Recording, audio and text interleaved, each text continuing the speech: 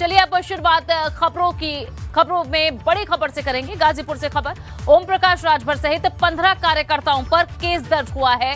करीमुद्दीनपुर थाने में ओपी राजभर और कार्यकर्ताओं पर यह मुकदमा दर्ज हुआ है। धारा 323, 507 और 506 के तहत ये मुकदमा दर्ज हुआ है। सुभाषपा के कार्यकर्ताओं की तहरीर पर 15 से 16 ग्रामीणों पर ये केस दर्ज हुआ है। धारा 323, 504 और 506 के तहत ग्रामीणों पर भी केस दर्ज हुआ है। कल गाजीपुर में कुछ युवकों के साथ सुभाषपा के कार्यकर्ताओं की झड़प हो गई थी, जिसके बाद अब ये मामला दर्ज हुआ है। इस वक्त की ये बड़ी खबर गाजीपुर से, ओपी राजभर सहित 15 कार्यकर्ताओं पर केस दर्ज हुआ है। करीमुद्दीनपुर थाने में ओपी राजभर और कार्यकर्ताओं पर यह मुकदमा हुआ, जिसमें 323, 504 और 506 के तहत मुकदमा दर्ज किया गया है। सुभाषपा के कार्यकर्ताओं की तहरीर पर 15 से 16 ग्रामीणों पर केस दर्ज हुआ है और यहां भी धारा 323, 504 और 506 के तहत ग्रामीणों पर केस दर्ज हुआ। बता दें कि कल गाजीपुर में कुछ युवकों के साथ सुभाषपा के कार्यकर्ताओं की झड़प हुई थी और इस मामले में ये केस दर्ज हुए हैं।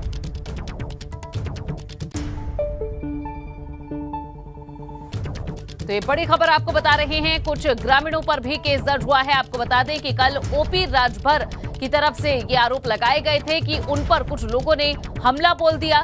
हालांकि बीच बचाव करने के बाद किसी तरह ये वहां से सुरक्षित निकले और अब ये केस दर्ज होने की बड़ी जानकारी मिल रही है गाजीपुर से, जहां ओम प्रकाश राजभर सहित 15 कार्यकर्ताओं पर केस दर्ज है और वहीं सुभाषपा के कार्यकर्ताओं की तहरीर पर भी 15 से 16 कार्यकर्ताओं पर केस दर्ज हुआ है। एक कार्यकर्ता के यहां कार्यक्रम में कल ओपी राजभर पहुंचे थे। वाहन के काफिले में स्थानीय युवक के बाइक से टक्कर हो गई थी और बाइक टच होने के बाद सुभाषपा कार्यकर्ताओं से जहां ये हुआ विवाद, युवकों ने, गांव के ही लोगों ने कार्यक्रम स्थल पर इस दौरान हंगामा भी किया था। ओम प्रकाश राजभर सहित 15 कार्यकर्ताओं पर अब केस दर्ज हुआ है। करीमुद्दीनपुर थाने में ओपी राजभर और कार्यकर्ताओं पर इन धाराओं के तहत केस दर्ज हुआ है। इसमें 323 शामिल है। सुभाषपा कार्यकर्ताओं की तहरीर पर भी 15 से 16 ग्रामीणों पर केस दर्ज हुआ। इसमें भी 323, 507, 506 के तहत मुकदमे दर्ज हुए हैं। तो कल एक कार्यक्रम में ओपी राजभर जा रहे थे और इसी दौरान उनके काफिले से एक ग्रामीण की बाइक टकराई थी और खुद हमारे साथ इस वक्त ओम प्रकाश राजभर जी जुड़ चुके हैं। ओपी राजभर जी, कल भी आपसे बात हुई थी, आपने बताया था कि कुछ लोगों ने किस तरह से लाठी डंडों के साथ आप पर हमला बोला था और अब दोनों ही पक्षों की ओर से ये केस दर्ज हुआ है। आप लोगों ने किन किन धाराओं और किन आरोपों के तहत केस दर्ज कराया? देखिए, हमने एप्लीकेशन दे दिया और मजे की बात है कि पुलिस मूक दर्शक बनी हुई है। वहाँ जो वहाँ चाहे एडिशनल एसपी रहे हों, चाहे वो आपके एसपीआरए रहे हों, सीओ रहे हों, और अब पहले जब वो इंस्पेक्टर पहुंचा थाने का तो उसको मारपीट करने पर उससे लोग अरुझ गए जी। तो चूंकि उसके पास तो 4 सिपाही थे तो बेचारा बचा के फिर फोन किया तो फोर्स आई। और ये जो लोग बता रहे हैं, गाड़ी हमारी खड़ी थी, किसी से टकराहट थोड़े हुई थी। हमारी गाड़ी अपने एक रामजीत कार्यकर्ता के यहाँ बैठे थे, एक पाल जी के यहाँ जाना था द्वार करने पानी पी के जी। हमारी गाड़ी खड़ी थी और हम लोग बैठे थे। पानी आया, बिस्किट आया, बिस्किट हमने खाया और पानी गिलास में थामा। तब तक देख रहे हैं 15-16 लोग लाठी डंडा लिए हुए गाली गुप्ता देते चले आ रहे हैं मारपीट करने के लिए। तो सिक्योरिटी वाले थे वो लोग और साथ में जो लोग थे वो लोग किसी तरह बच बचाव किए। हम लोग गाड़ी में चले गए अपने। फिर जब निकल रहे हैं जाके आगे वाली गाड़ी के यहाँ लेके डंडा लाठी सब भाई खड़े हो गए और उसके बाद हमने कहा कि इन लोगों को हटाओ, विवाद करना अच्छी बात नहीं है। फिर आगे आए। अब पुलिस के सामने जिस तरह का तांडव वहाँ जैसे पहले होता था कि डकैत बोलते थे, डकैती करने के लिए, मारने के लिए जय भवानी, उसी तरह इस समय भारतीय जनता पार्टी के जो उदंड तबके के लोग हैं वो जय श्री राम बोल करके मारपीट कर रहे हैं, जय श्री राम बोल के हत्या कर रहे हैं। ये स्थिति कल एसपीआरए के सामने, एडिशनल एसपी के सामने जय श्री राम का नारा लगा के ये कहा जा रहा था कि अभी हम लोग पूरे जिले के ठाकुर को जुटाएंगे और अभी सबको यहीं से मार के हम लोग लौटा देंगे। और ये लोग मूक दर्शक खड़ा होकर वहाँ सुन रहे थे। इन लोगों के सामने की बात है। इनसे क्या उम्मीद करें हम? इस सरकार से, इस पुलिस से क्या न्याय की उम्मीद करें हम लोग? जबकि हम तो कहते हैं कोई जांच कमेटी, कोई व्यक्ति जांच कर ले, अगर उसमें हमारे तरफ से 1 पैसे का दोषी हो तो हम विधानसभा से इस्तीफा देने को तैयार हैं। ठीक है, आप कह रहे हैं कि मैं कह रहा हूं जी ओपी राजभर जी, आप कह रहे हैं ना तो कोई बाइक टकराई और ना ही कोई विवाद हुआ, बल्कि आप लोगों के ऊपर हमला करने के लिए कुछ लोग लाठी डंडे लेकर आ गए थे। तो फिर क्यों आकर आप लोगों पर भी ये केस दर्ज हुआ है? और आप कह रहे हैं कि कोई झगड़ा वहां नहीं हुआ था, बल्कि आप पर हमला होने वाला था। तो आपको क्या लगता है, क्यों ये ग्रामीण, ये युवक, ये लोग खफा थे? आप कह रहे हैं कुछ पार्टी एसोसिएशन भी इनका हो सकता है। ये पूरे प्रदेश में इस समय ठाकुर बिरादरी का मनोबल गया बढ़। मुख्यमंत्री बिरादरी का होने के नाते इस समय वो लोग सोच रहे हैं कि हम ही मुख्यमंत्री, कोई क्या करेगा। पुलिस भी पंगु बन के मुख दर्शक देख रही है। पुलिस भी वहां जैसे लग रहा है कि ये इन्हीं के गुलाम बने हुए लोग हैं। इस तरह का हरकत जब दरोगा के साथ जिस तरह का हुआ, वो दरोगा मुख दर्शक बना हुआ है। अब वो अपने खिलाफ तो वो तो नहीं कुछ किया, तो क्या उससे हम लोग उम्मीद करें कि ये लोग कुछ करेंगे? जी ठीक है। ये मामला देखिए, जो है, जो हम पिछड़े समाज के बच्चों को छात्रवृत्ति नहीं मिल रही है, पिछड़े दलितों का जो हिस्सा लूटा जा रहा है, 69,000 शिक्षक भर्ती में मुख्यमंत्री कह करके भर्ती नहीं कर रहे हैं, जो हिस्सेदारी है वो नहीं मिल रहा है, आरक्षण का वकालत करके वोट लिए वो आरक्षण नहीं दे रहे हैं। अब इस बात को हम कह रहे हैं तो लोगों को बुरा लग रहा है कि हिस्सेदारी की बात क्यों कर रहा है, यही क्यों बोल रहा है, कोई तो बोल नहीं रहा है। मामला यहाँ इस बात का फंसा हुआ है और कोई बात नहीं है। ठीक है ओपी राजभर जी, बहुत बहुत शुक्रिया एबीपी गंगा को इस समय देने के लिए और अपनी बात इस मंच पर रखने के लिए, धन्यवाद आपका। तो ओपी राजभर हमारे साथ जुड़े और ये तमाम बड़ी बातें केस दर्ज होने पर ओपी राजभर ने कही हैं। कहा कि जांच में मेरे खिलाफ कुछ भी निकले तो मैं इस्तीफा दे दूंगा। अधिकारियों के सामने हमारे साथ गुंडागर्दी हुई है, ओपी राजभर ने ये बातें कही। कहा कि एक जाति विशेष पर ओपी राजभर सवाल उठा रहे हैं। उनका कहना है कि मैं सवाल उठाता हूं कि आखिर भर्ती क्यों नहीं हो रही है, क्यों पिछड़े समाज को सही प्रतिनिधित्व नौकरियों में नहीं मिल रहा है, तो इस वजह से खफा होकर उन पर इस तरह से मामले दर्ज किए जा रहे हैं। ये कुछ बड़े आरोप लगाए हैं ओपी राजभर ने। और इस बीच एक और बड़ी खबर मिल रही है, वाराणसी एयरपोर्ट पर मास्क अनिवार्य कर दिया गया है। एयरपोर्ट अथॉरिटी ने एयरलाइन कर्मियों को भी अब गाइडलाइन के पालन के निर्देश दिए हैं। वाराणसी में बढ़ रहे कोरोना को लेकर ये सतर्कता आप देखने को मिल रही है। बड़ी जानकारी, वाराणसी एयरपोर्ट पर अब मास्क अनिवार्य कर दिया गया है। एयरपोर्ट अथॉरिटी ने एयरलाइन कर्मियों को भी गाइडलाइन के पालन के निर्देश दिए हैं, यानी कि जो एयरलाइन के कर्मी हैं वे सभी मास्क का पालन करें, मास्क लगाएं, 2 गज की दूरी का पालन करें, जो भी कोरोना के प्रोटोकॉल हैं उनका पालन किया जाए। वाराणसी में कोरोना के बढ़ रहे केसेस के बाद ये सतर्कता अब देखने को मिल रही है। और नीतीश पांडे हमारे संवाददाता और ज्यादा जानकारी देंगे। नीतीश, और क्या शामिल है इस गाइडलाइन में? अगर आपको बता दूं अनु कि अभी इस गाइडलाइन में पूरी चीजें, यानी अगर आप एयरपोर्ट पे जाते हैं तो बिना मास्क के आपका प्रवेश कहीं ना कहीं वर्जित होगा।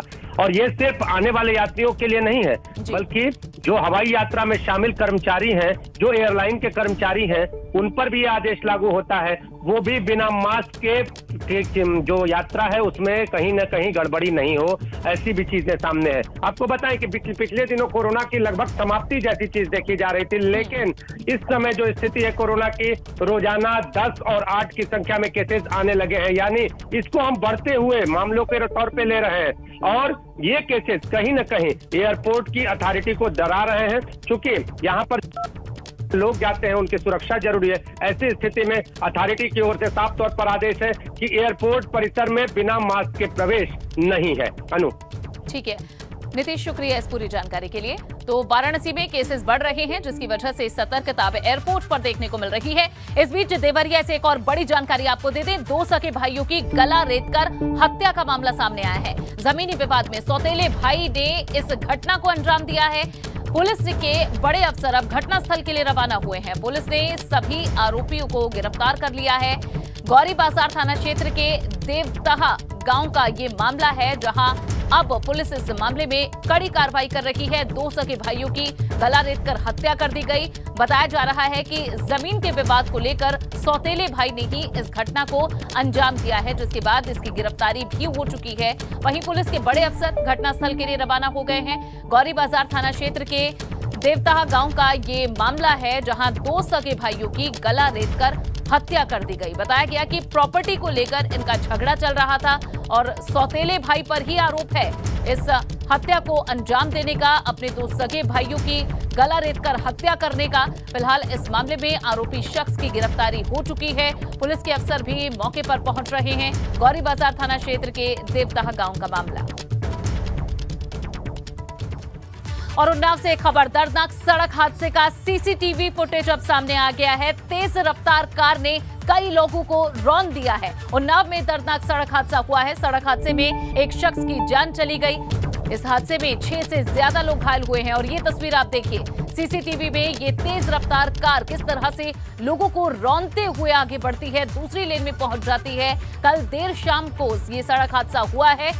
बीघापुर थाना क्षेत्र के इंदे मऊ बाजार का ये मामला है। एक्सक्लूसिव तस्वीरें एबीपी गंगा पर आपको दिखा रहे हैं सड़क हादसे की, जिसका सीसीटीवी फुटेज ये है। उन्नाव की ये तस्वीरें जहां सड़क पर इस हादसे में एक शख्स की जान जा चुकी है, 6 लोग घायल हुए हैं। आप देख सकते हैं कि किस तरह तेज रफ्तार कार लोगों को रौंदते हुए दूसरी लेन में पहुंची है। कल देर शाम ये सड़क हादसा हुआ है। बीघापुर थाना क्षेत्र के इंदे मऊ बाजार की ये तस्वीरें हैं। बाजार होने की वजह से भीड़ भी सड़क पर आप देख सकते हैं। कई लोगों को रौंदते हुए ये दूसरी लेन में पहुंच जाती है गाड़ी। एक व्यक्ति की जान जा चुकी है जबकि 6 अन्य लोग इसमें घायल हुए हैं। कारण है तेज रफ्तार, गाड़ी बेकाबू हो जाती है और उसके बाद कई लोगों को रौंदते हुए घूमती हुई ये गाड़ी आप देखेंगे किस तरह दूसरी लेन में पहुंची है। आसपास कई लोग मौजूद थे, बाजार था ये और लोगों की भीड़ भी आप देख सकते हैं। एक व्यक्ति की जान इस हादसे में गई है जबकि 6 लोग घायल हुए हैं। बढ़ते हैं आगे, अमरोहा की तहसील धनौरा क्षेत्र में उप जिलाधिकारी ने सामुदायिक स्वास्थ्य केंद्र का औचक निरीक्षण किया, जिसमें सामुदायिक स्वास्थ्य में फैली हुई गंदगी से वे भड़क उठे। दरअसल उप जिलाधिकारी ने इस दौरान कड़ी नाराजगी जाहिर की और कोविड वार्ड सक्रिय नहीं होने पर कर्मचारियों को जमकर फटकार भी लगाई है। अमरोहा की तहसील धनौरा क्षेत्र के उप जिलाधिकारी हैं जो कि सामुदायिक स्वास्थ्य केंद्र का औचक निरीक्षण करने पहुंचे थे, लेकिन जब वे यहां पहुंचे तो नाराज हुए क्योंकि पूरे जगह पर गंदगी फैली हुई थी और साथ ही कोविड नियमों का भी पालन ठीक से नहीं किया जा रहा था। कोविड वार्ड सक्रिय नहीं होने पर भी कर्मचारियों को जमकर उन्होंने फटकार लगाई है। हमारे यहाँ 2 कोविड केस आए, उसके बाद हमें लगा कि हमारे CHC का विजिट करना चाहिए। तो खाना थोड़ी सफाई को लेकर है, सफाई की व्यवस्था पर जोर देने की जरूरत है। जैसे कोविड फैल रहा है, कोविड के व्यापक प्रसार को रोकने के लिए हमें जरूरत है कि थोड़ा और सचेत रहें और हम अपना RT-PCR टेस्ट करवाते रहें। बाकी हमारे वैक्सीनेशन को लेकर डॉक्टरों ने यहाँ पर एक कैंप लगाया हुआ है, 1 सीट है और उस पर अभी अच्छे से वैक्सीनेशन हो रहा है, बट लोग कम आ रहे हैं। और आगरा से एक बड़ी खबर मिल रही है। एसएसपी आगरा के नाम पर लगातार वसूली जारी है। अब एसएसपी के पेशकार के नाम पर भी वसूले गए हैं 20 लाख रुपए। दुष्कर्म के मुकदमे को खत्म कराने के नाम पर शातिरों ने 20 लाख रुपए वसूले हैं। सिकंदरा थाने में 5 आरोपियों के खिलाफ अब धोखाधड़ी और आपराधिक साजिश की धारा के तहत केस दर्ज किया गया है। आरोपितों की तलाश में अब पुलिस दबिश भी दे रही है। मनोज तिवारी नाम के शख्स ने एसएसपी का पेशकार बताकर 20 लाख रुपए ठगे हैं। पहले भी फतेहाबाद थाने में एसएसपी के नाम से 80,000 रुपए वसूले जा चुके हैं और अब इस मामले में ये कार्रवाई की जा रही है, दबिश दी जा रही है इन आरोपियों को पकड़ने के लिए जिन्होंने ये वसूली की। एसएसपी आगरा के नाम पर लगातार वसूली जारी है। पहले भी इस तरह का मामला सामने आ चुका है और एक बार फिर से एसएसपी के पेशकार के नाम पर 20 लाख रुपए वसूले गए हैं। बताया गया कि दुष्कर्म के मुकदमे को खत्म कराने के एवज में शातिरों ने 20 लाख रुपए की मांग की। सिकंदरा थाने में 5 आरोपितों के खिलाफ अब धोखाधड़ी और आपराधिक साजिश की धारा के तहत केस दर्ज हुआ है। अब फिलहाल पुलिस इनकी तलाश में दबिश डाल रही है। मनोज तिवारी नाम का एक शख्स बताया जा रहा है।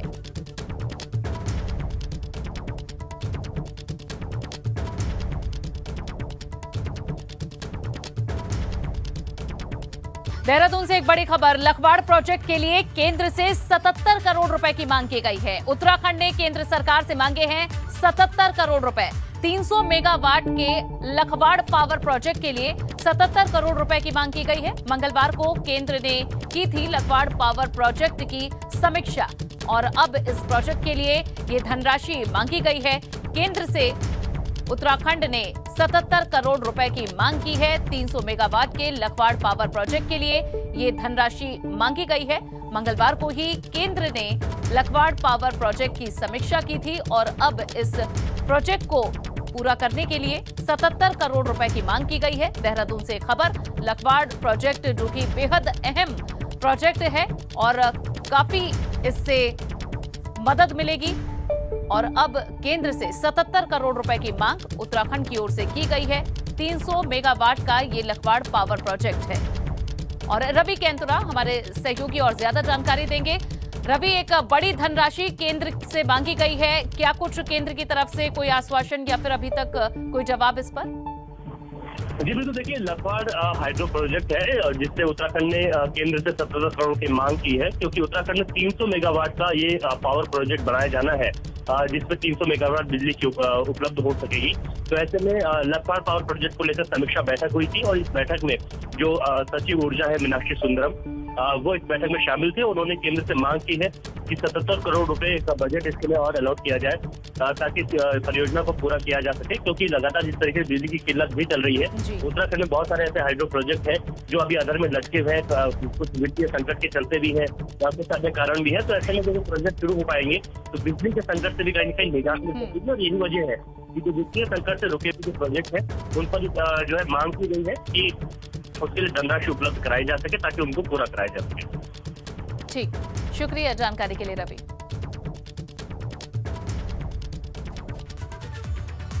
और अब एक अच्छी खबर, लखनऊ से दिल्ली आनंद विहार के लिए चलने वाली डबल डेकर ट्रेन की सौगात रेलवे ने फिर से मुसाफिरों को दे दी है, जिसकी कल से शुरुआत भी हो गई।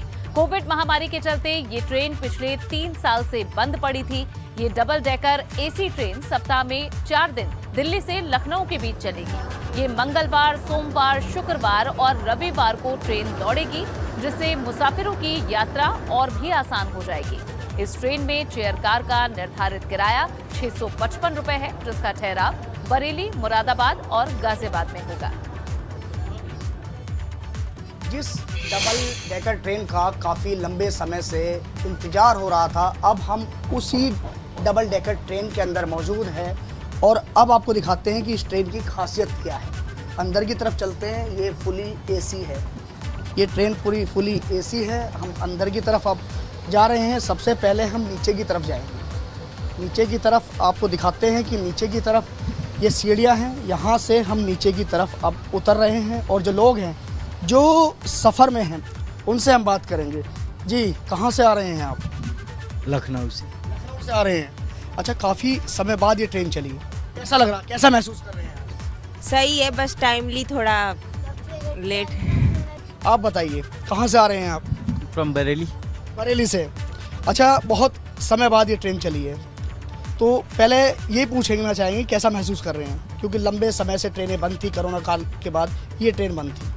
ये बेसिकली लॉकडाउन के पीरियड से बंद थी, ठीक है। लॉकडाउन के बाद ये फर्स्ट जर्नी है इस ट्रेन की, ठीक है। तो बहुत अच्छा महसूस हो रहा है, बहुत अच्छा लग रहा है। आप कुछ बोलना चाहेंगे? जी। या journey was good, but timing का सबको इशू है। बहुत ज़्यादा लेट हो गया है और मैं बेबी के साथ ट्रैवल कर रही हूँ, तो बहुत ज़्यादा हमें थोड़ी परेशानी हुई है। ऊपर की तरफ चलते हैं और लोगों से बात करते हैं। देखिए, यहाँ से जहाँ से एंट्री होती है, ये लोग भी सभी लखनऊ से ही हैं। चलिए, क्या नाम है आपका? यहया नाम। कहाँ से आए हैं आप? लखनऊ से आ रहे हैं। लखनऊ से, अच्छा। काफ़ी समय बाद ट्रेन चली है, तो दिल्ली आना जाना कभी पड़ता है? जी। अब ट्रेन चली है तो कहीं ना कहीं आने वाले समय में, सफ़र में तो सुविधा तो होगी आपको, यानी कि ट्रेन तो एक और बढ़ गई ना? हाँ, ट्रेन में एक ट्रेन बढ़ने से फ़ायदा तो हुआ, ट्रेनें कम चल रही हैं अभी। कि इस ट्रेन को चलने के बाद कितना फ़ायदा होगा, क्योंकि ये ट्रेन काफ़ी समय से बंद थी, पिछले 3 साल से बंद थी। नहीं, अब तो अच्छा लग रहा है कि ट्रेनें चल गई हैं, तो इससे लोगों को भी काफ़ी सहूलियत हुई है। लंबे समय से ये ट्रेन बंद थी, कोरोना काल से बंद थी और दोबारा से चालू होने के बाद जो लोग हैं उनमें काफ़ी खुशी भी देखने को मिल रही है। दिल्ली से कैमरामैन विपिन कुमार के साथ एबीपी गंगा के लिए मैं शक्ति सिंह।